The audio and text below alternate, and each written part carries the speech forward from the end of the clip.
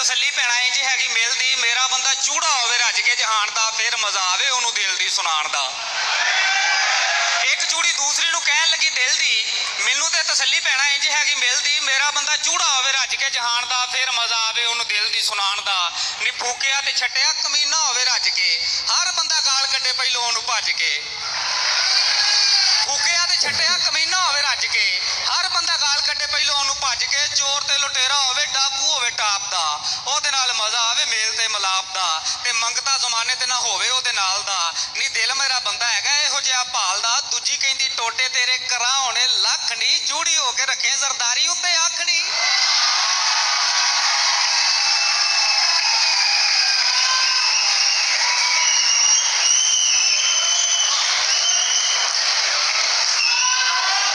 ਨਜ਼ਮ ਦਾ ਨਾਂ ਹੈ ਜੀ ਥਾਣੇਦਾਰ। ਕੋਈ ਥਾਣੇਦਾਰ ਹੈ ਤਾਂ ਨਹੀਂ ਇੱਥੇ ਮਾਫੀ ਚਾਹੁੰਦਾ ਜੇ ਕੋਈ ਖਲੋਤਾ ਹੈ ਤੇ।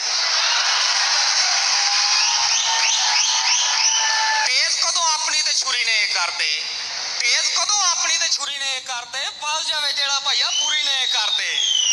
ਨਿੱਕੀ ਜਿੰਨੀ ਚੋਰੀ ਇੱਕ ਮਹੱਲੇ ਵਿੱਚ ਹੋ ਗਈ ਆ ਕੇ ਤੇ ਮੌਕੇ ਉੱਤੇ ਪੁਲਿਸ ਖਲੋ ਨਿੱਕੀ ਜਿੰਨੀ ਚੋਰੀ ਇੱਕ ਮਹੱਲੇ ਵਿੱਚ ਹੋ ਗਈ ਆ ਕੇ ਤੇ ਮੌਕੇ ਉੱਤੇ ਪੁਲਿਸ ਖਲੋ ਗਈ। ਧੱਕੋ ਧੱਕੀ ਨਾਲ ਹਮਸਾਇਆਂ ਲਵੜ ਕੇ ਲੈ ਗਿਆ ਥਾਣੇਦਾਰ ਸ਼ਾਇਰ ਇੱਕ ਫੜ ਕੇ।